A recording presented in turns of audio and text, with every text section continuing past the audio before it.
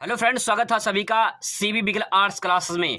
दोस्तों पार्ट 1 में हम लोग यहाँ तक कवर कर चुके थे, मृत्यु दर, जन्म दर और मृत्यु दर पढ़ चुके थे। अब बात करते हैं जो बचा हुआ है उसको भी कवर कर लेते हैं। क्वेश्चन नंबर दोस्तों देख सकते हैं, बागाती कृषि की दो विशेषताओं को बताइए। अगर बागाती कृषि के बारे में पूछे तो आप इसके दो विशेषताओं को लिखना है। जैसे क्या लिख सकते हैं, यह कृषि बागानों में की जाती है। बागाती का मतलब बागानों में की जाती है। यह अधिकांश विकसित देशों में की जाती है। पहला विशेषता यह हो जाएगा। इसके अंतर्गत कहवा यानी कॉफी, चाय, रबड़, केला, नारियल आदि आते हैं। इसे रोपड़ कृषि, वाणिज्य कृषि या व्यवसायिक कृषि भी कहा जाता है। तो दोस्तों यहाँ पे इसे रोपड़ कृषि, व्यवसायिक, वाणिज्य कृषि भी कहा जाता है। इसको ध्यान रखिएगा। अगर बागाती ना पूछकर रोपड़ पूछ ले तभी विशेषता इसका यही रहेगा, ठीक है।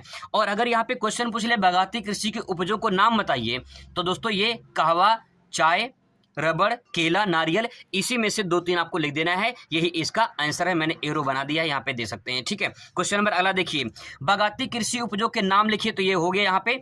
ट्रक कृषि से क्या समझते हैं दोस्तों? अगर आपसे सवाल पूछे ट्रक कृषि से आप क्या समझते हैं, तो इस बात को कैसे आप ले सकते हैं, यहाँ पे थोड़ा समझने की कोशिश करिएगा, ठीक है। ये थोड़ा सा डायग्राम मैंने बनाया समझने के लिए, ताकि आपका मन लगे और आप इसे आसानी से समझ में आ जाए आपको, ठीक है।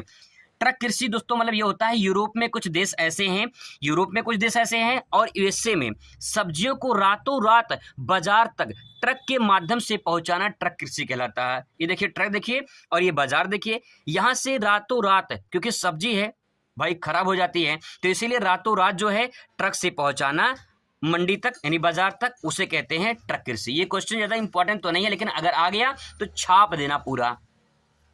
अगला क्वेश्चन दोस्तों देखिए, यहाँ पे विश्व में चाय उत्पादक के 2 क्षेत्र अगर आपसे पूछ ले, तो यहाँ पे आपको लिखना है चीन और भारत। चीन का स्थान पहला है पूरी दुनिया में और भारत का स्थान दूसरा है पूरी दुनिया में। देखिए मैंने कुछ एक्स्ट्रा पॉइंट जोड़ दिया है और आपको आसानी से याद हो जाए, इसके लिए मैंने ट्रिक का इस्तेमाल किया है। दोस्तों ट्रिक में मैंने लिखा है कि अगर मैं कहूँ आपके चाचा के पास गेहूं है, आपके चाचा के पास गेहूं है, लेकिन मेरे चाचा के पास गन्ना गेहूं दोनों है। जी हाँ दोस्तों, गन्ना गेहूं दोनों है। अब देखिए, चा से चावल हो जाएगा और दूसरे चा से चाय हो जाएगा। चाचा में चावल और चाय ये छुपा हुआ है। के पास मतलब कपास, के पास मतलब कपास, और गेहूं तो गेहूं है ही है, ठीक है। इसके बाद दोस्तों यहाँ पे देखिए, चीन प्रथम स्थान पर है चावल, कपास, चाय और गेहूं में, ठीक है।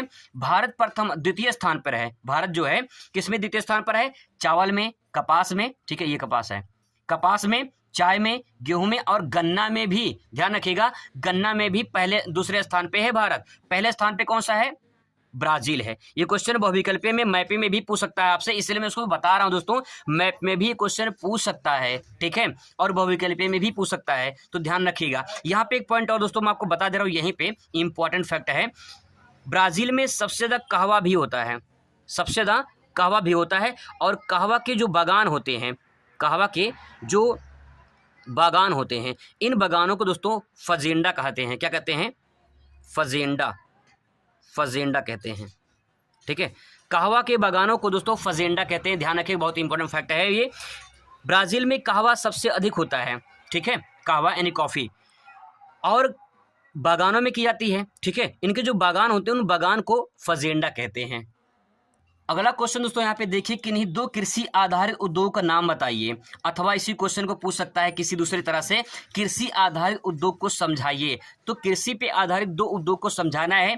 पहले समझिए कृषि आधारित उद्योग क्या होते हैं। वे उद्योग जो कृषि उत्पादन का प्रयोग करके कच्चे माल के रूप में प्रयोग किया जाता है, ठीक है, उसे कृषि आधारित उद्योग कहते हैं। जैसे सूती वस्त्र उद्योग है, तो सूती वस्त्र बनाने के लिए सबसे पहले क्या चाहिए? कपास चाहिए। और कपास कहाँ होता है? कृषि की जाती है कपास की, यानी खेती की जाती है, ठीक है। तो कपास से क्या बनेगा? कपड़ा बनेगा, तो सूती वस्त्र उद्योग हो जाएगा। चीनी, चीनी के लिए पहले क्या चाहिए? गन्ना चाहिए। तो गन्ना कहाँ होता है? खेती में होता है, कृषि होता है, ठीक है। वनस्पति घी, वनस्पति घी जो बहुत सारे वनस्पति घी होते हैं वो भी खेती होती है उसकी, ठीक है। तो दोस्तों यहाँ पे आप समझ सकते हैं, जैसे सोयाबीन हो गया, तो सोयाबीन खेती होती है ना, सोयाबीन का तेल बनता है, तो वही चीज़ है यहाँ पे। तो दोस्तों ये हो गया इंपॉर्टेंट पॉइंट है, इसको ध्यान में रखिएगा। आगे देखिए, कुटीर उद्योग को परिभाषित कीजिए। कुटीर उद्योग का दोस्तों मतलब ये होता है, वे उद्योग जो घर में परिवार के सदस्यों द्वारा किया जाता है, या किया जाता है उसे कुटीर उद्योग कहते हैं। यह विनिर्माण की सबसे छोटी इकाई है। आप इसको बस इतना लिखिए, कुटीर उद्योग का मतलब घर में जो परिवार के सदस्यों द्वारा की जाती है उसी को दोस्तों कहते हैं कुटीर उद्योग। बस इतना समझ लीजिए, ठीक है। यह विनिर्माण की सबसे छोटी इकाई है। विनिर्माण का मतलब दोस्तों ये होता है, जैसे मान लीजिए मिट्टी है, ठीक है, मिट्टी है। अगर इस मिट्टी को भट्ठे में लगाकर जो है इसको ईंट बना दिया जाए, ठीक है, इसको ईंट बना दिया जाए, तो ईंट जो बना है ये इसका क्या माध्यम है? विनिर्माण। विनिर्माण का मतलब होता है कि इसको अधिक उपयोगी वस्तु में बना देना। तो मिट्टी महंगा है या ईंट महंगा है? आपका जवाब होगा ईंट महंगा है। तो विनिर्माण का मतलब होता है जब किसी कच्चे माल को या कच्चे पदार्थ को दूसरे उपयोगी वस्तु में बना देना, तो उसे कहते हैं विनिर्माण कहेंगे, ठीक है। आज हम अब अगला क्वेश्चन दोस्तों देख सकते हैं, तृतीय क्रियाकलाप को परिभाषित कीजिए, ठीक है।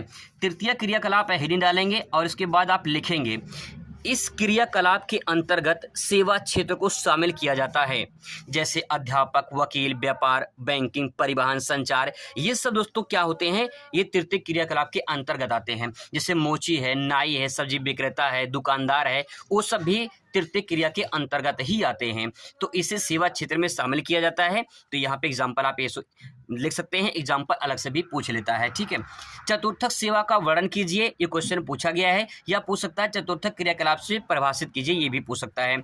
आपको हेडिंग डाल देना चतुर्थक सेवा, चतुर्थक क्रियाकलाप, इसके बारे में लिखना है कि चतुर्थक सेवा के अंतर्गत तकनीकी सेवा, विश्वविद्यालय, अनुसंधान, प्रौद्योगिकी, वकालत आदि सम्मिलित किया जाता है।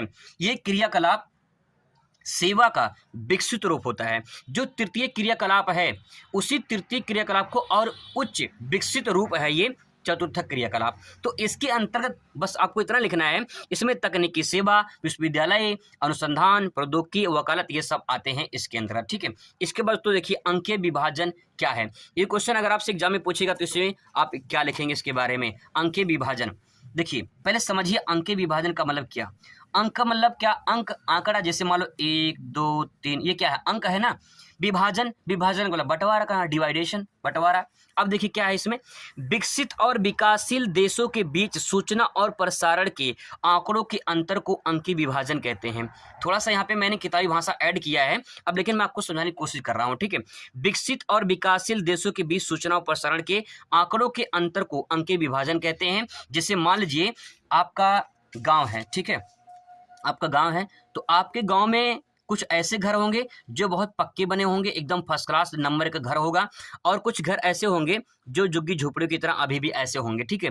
तो अब देखिए ये घर बढ़िया क्यों बना है, इस घर में और इस घर में अंतर दोस्तों ढूंढिए। यहाँ पे जो आय होगी वो ज़्यादा होगी, सरकारी हो सकता है, नौकरी हो, ठीक है। यहाँ पे इनकम मान लीजिए 1 लाख रुपए है, ठीक है, 1 लाख रुपए मंथली है, और यहाँ पे 5,000 ही है। तो जो ये आंकड़ा आ रहा है, ये जो आंकड़ा आ रहा है, ये कहीं न कहीं आंकड़ा हमें ऐसे मिल रहा है जैसे विकसित, ये विकसित है, ये विकासशील है। तो दोस्तों वही यहाँ पे कहा गया है, विकसित और विकासशील देशों के बीच में, भाई विकसित देश हैं तो उनकी प्रवृत्तियाँ अच्छी होगी, उनका टेक्नोलॉजी अच्छा होगा, उनका साइंस अच्छा होगा, है ना। तो कहीं न कहीं उनकी एजुकेशन अच्छी होगी। तो विकासशील देशों में उतना अच्छा नहीं होगा। तो इन दोनों के बीच में जो अंतर होगा आंकड़ों का, उसी को अंकीय विभाजन कहते हैं, ठीक है। अगला क्वेश्चन दोस्तों है बस्ती को परिभाषित कीजिए। इंपॉर्टेंट है, पूछा गया है, बस्ती को परिभाषित कीजिए। किसी स्थान पर, आपको हेडिंग डाल देना बस्ती, ठीक है। किसी स्थान पर अस्थायी रूप से बसे क्षेत्र को बस्ती कहते हैं। बहुत ही सिंपल बात यह है कि जहां पे आपका गांव होगा, गांव भी तो आपकी बस्ती ही है, क्योंकि वो कई सालों से बसा आ रहा है, वहीं बसा हुआ है। तो गांव जो स्थान है, जो अस्थायी रूप से, परमानेंट रूप से बसा हो, उसी को बस्ती कहेंगे, ठीक है। आसानी से लिख सकते हैं, कोई दिक्कत नहीं है इसमें। एक से अधिक लोग जिस क्षेत्र में मकान बनाकर रहते हैं उसे बस्ती कहते हैं, सिंपल, ठीक है। आगे देखिए, बस्तियों के वर्गीकरण का क्या आधार है? आधार मतलब क्या? एक ग्रामीण बस्ती होता है, दूसरा नगरीय बस्ती होता है, और कौन सी बस्ती होती है? 2 ही बस्ती होती है, ठीक है। आगे देखिए दोस्तों, यहाँ पे क्वेश्चन पूछ सकता है, एनसीईआरटी का इसलिए मैंने यहाँ पे लिख दिया है, उतना खास इंपॉर्टेंट नहीं है, लेकिन एनसीईआरटी में दिया गया था तो यहाँ पे क्वेश्चन पूछ सकता है। अगर पूछ लेंगे तो छाप देंगे। स्थान इन साइट, स्थिति इन सिचुएशन में क्या अंतर है, ये पूछ सकता है। स्थान का मतलब ये होता है साइट, वह भूमि जिस पर कोई बस्ती बसी हो, ठीक है, उसे क्या कहेंगे? स्थान कहेंगे, साइट कहेंगे। स्थिति या सिचुएशन, बस्ती के आसपास का क्षेत्र, जो क्षेत्र होता है उसे क्या कहेंगे? उसे कहेंगे स्थिति। जैसे आप अगर कहीं जमीन लेने गए हैं, ठीक है, तो आप पहले वहां पे जाएंगे, देखेंगे, ठीक है, वहां पे क्या स्थिति है, लोकेशन ढूंढेंगे कि वहां पर लोकेशन जो है वो कैसा है, वहां का वातावरण कैसा, वहां के लोग कैसे हैं, तो आप उसकी स्थिति का जायजा लेंगे, सिचुएशन देखेंगे कि किस टाइप का वहां पे सिचुएशन है। अब दोस्तों सिचुएशन मतलब अच्छा होगा तो आप क्या करेंगे, उस स्थान पर अपनी बस्ती बना लेंगे, अपने घर बना लेंगे, ठीक है। अगला क्वेश्चन दोस्तों देख सकते हैं, भारत में अपभ्रक के वितरण का विवरण दीजिए। इंपॉर्टेंट क्वेश्चन तो 2020 में 2022 में पूछा गया है। भारत में अपभ्रक के वितरण का विवरण दीजिए। मैंने इसको अति लघु में नहीं बताया है, ठीक है, इसलिए बता दे रहा हूं, मैंने लघुत्तम में बता दिया है इसको, ठीक है, लेकिन यहाँ पे आपको 2 ही लाइन लिखना है क्योंकि पूछा है भारत में अपभ्रक के वितरण का विवरण दीजिए। तो यहाँ पे वितरण मतलब कहाँ कहाँ अपभ्रक पाया जाता है उसका विवरण देना है। विवरण भैया दे दो। चलो, भारत में अपभ्रक झारखंड में, राजस्थान में, आंध्र प्रदेश में, कर्नाटक में आदि राज्यों में पाया जाता है। अगर दोस्तों इसको याद करना है तो कैसे याद कर सकते हैं, मैंने ट्रिक का इस्तेमाल किया। जैसे देखिए यहाँ पे लिख सकते हैं, अगर ये पूछ ले क्वेश्चन तो आप ले सकते हैं ट्रिक में कि अंधे अंधे अबे अंधे राज को झार, अबे अंधे राज को झार, नाटक मत कर भाई, राज को झाड़ दे, राज को झाड़ दे ना, उसको भूत पकड़ लिया तो राज को झाड़ दे। तो अंधे से क्या हो जाएगा, आंध्र प्रदेश हो जाएगा, राज ने राजस्थान हो जाएगा, ठीक है, झार से झारखंड हो जाएगा, और नाटक भाई कर्नाटक, ठीक है। अबे अंधे राज को झाड़, नाटक मत कर भाई, ठीक है, नाटक मत कर। अगला क्वेश्चन दोस्तों देख सकते हैं, नाभिकीय ऊर्जा क्या है, भारत में नाभिकीय ऊर्जा केंद्रों के नाम बताइए। बहुत ही मोस्ट इंपॉर्टेंट क्वेश्चन तो ये आपसे एग्जाम में पूछ सकता है नाभिकीय ऊर्जा के बारे में। देखिए सबसे पहले नाभिकीय ऊर्जा हेडिंग डालेंगे, मैंने हेडिंग नहीं लिखा है यहाँ पे, लेकिन आपको हेडिंग डालना है नाभिकीय ऊर्जा, ठीक है, इसके बारे में लिखना है। परमाणु ऊर्जा के विखंडन से उत्पन्न ऊर्जा को नाभिकीय ऊर्जा कहते हैं। परमाणु ऊर्जा के विखंडन से उत्पन्न ऊर्जा को नाभिकीय विखंडन कहते हैं। इसका जो स्रोत होता है दोस्तों, यहाँ पे 2 पॉइंट आप लिख देंगे, 1 पॉइंट और, इसका जो स्रोत होता है वो होता है यूरेनियम, यूरेनियम और थोरियम होता है, ठीक है, यूरेनियम व थोरियम, ये 2 पॉइंट फैक्ट है, इंपॉर्टेंट है, इसको लिख देंगे। इसके जो स्रोत मतलब कि नाभिकीय ऊर्जा कहाँ से प्राप्त होता है, तो यूरेनियम और थोरियम के परमाणु ऊर्जा के विखंडन से प्राप्त होता है, ठीक है। अब देखिए इसे परमाणु ऊर्जा, इसे आणविक ऊर्जा भी कहते हैं। अगर आपसे एग्जाम में पूछ लेगा कि नाभिकीय ऊर्जा के बजाय परमाणु ऊर्जा पूछ ले या आणविक ऊर्जा पूछ ले, तब भी दोस्तों आंसर यही होगा, ध्यान रखिएगा। परमाणु ऊर्जा, आणविक ऊर्जा और नाभिकीय ऊर्जा ये तीनों एक ही बात है, ठीक है।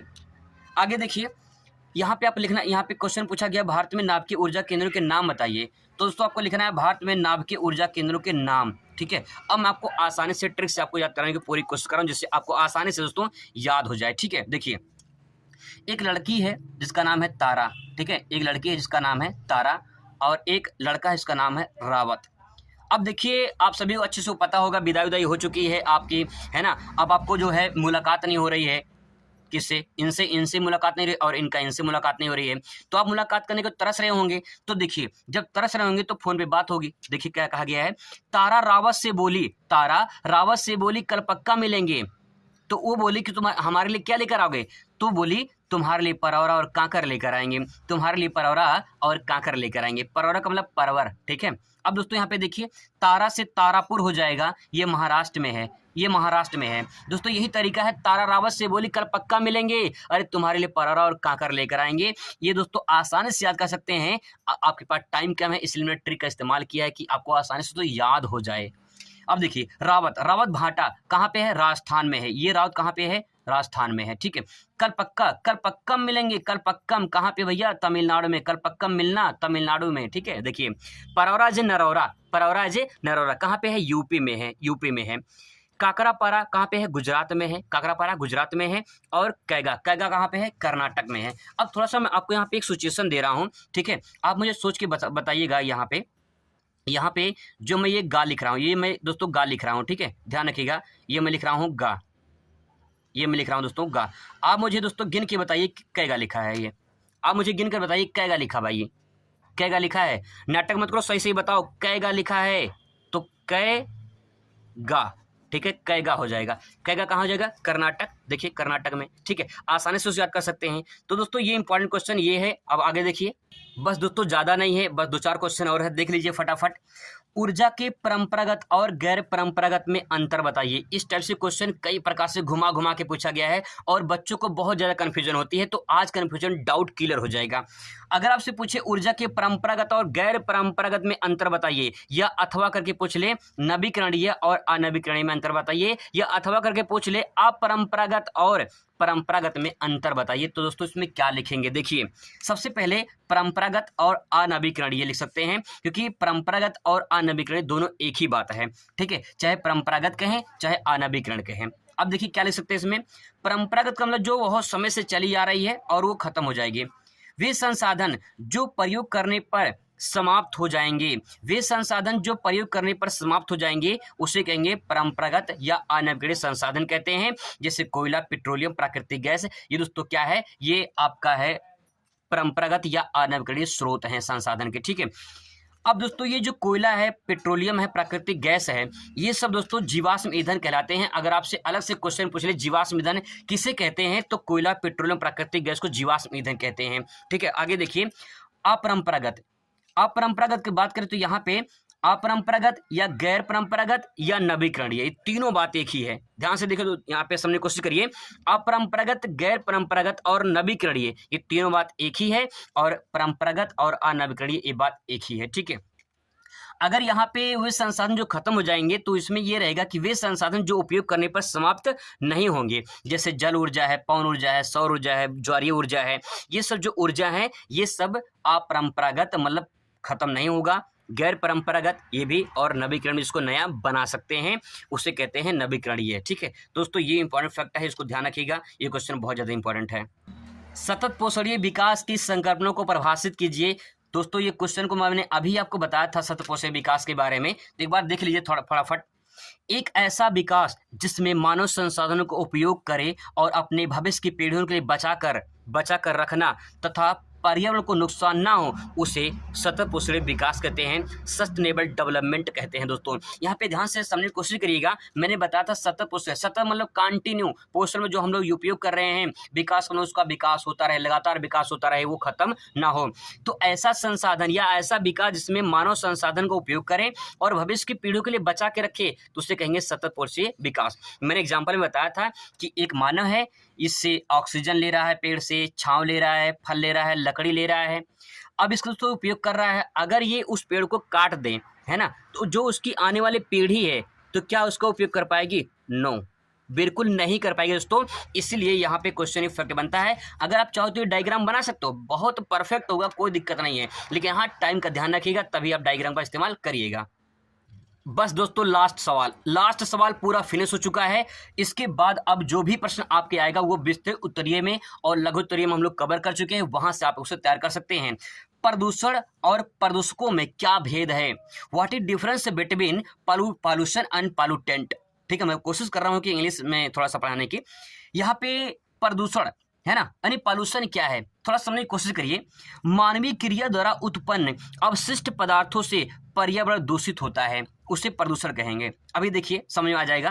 प्रदूषक वे पदार्थ जिनके कारण पर्यावरण में प्रदूषण मतलब फैलता है, वे पदार्थ जिनके कारण पर्यावरण में प्रदूषण फैलता है, ठीक है, फैलता है, वो क्या कहलाता है? प्रदूषण कहलाता है, ठीक है।